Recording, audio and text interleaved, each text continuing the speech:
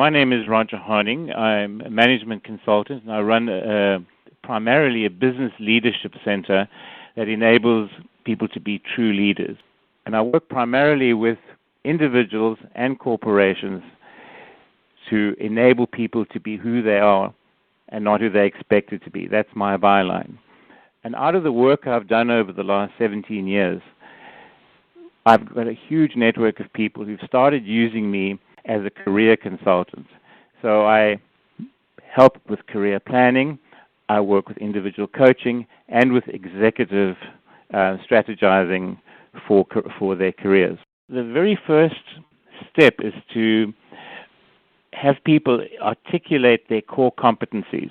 What's for sale, in other words? What skills and strengths are you marketing? What is it that you want to use?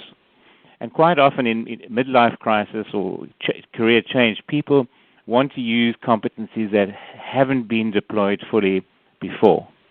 So for me, it's to have them aware of and be able to articulate and market their core competencies. That would be the first step. My sort of approach is that the more people use of who they are, the happier they'll be. And then the second step would be to align that use of who they are with their objective. What do they want out of life? What do they want out of their career?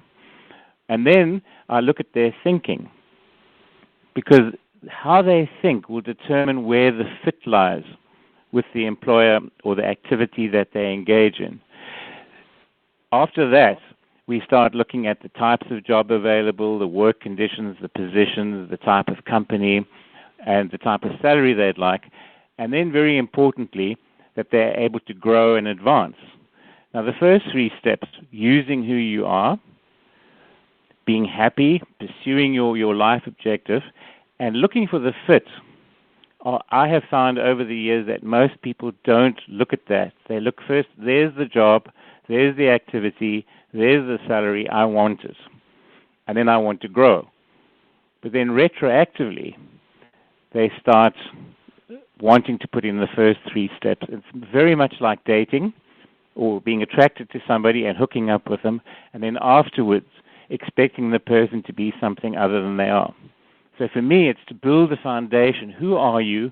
What do you want? Who wants who you are? And then look for the job, and then ensure that you can grow. That's my process.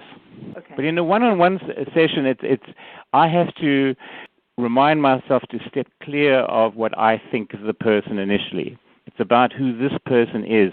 I'm absolutely in awe of the individual and what the individual can be. So it's to find and raise the awareness in the person that they are who they are. And let's live with that, and let's use it to the maximum and for the most pleasure, and then for the most reward. And it's interesting for me because I find most people don't do that. And I've worked with a huge degree of thousands of people, predominantly women, in the last 10 years. And it's interesting to think that they don't have permission to be themselves. They say, but nobody sees me for who I am. Nobody wants these parts of me.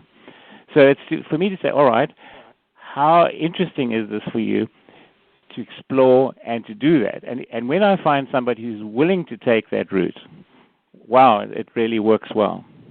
Well, I think that anybody who leaves a 2-hour coaching session with me has had a really good look at who they really are. I hold the mirror up and they feel seen. And then I really lay the steps for them to articulate who they are.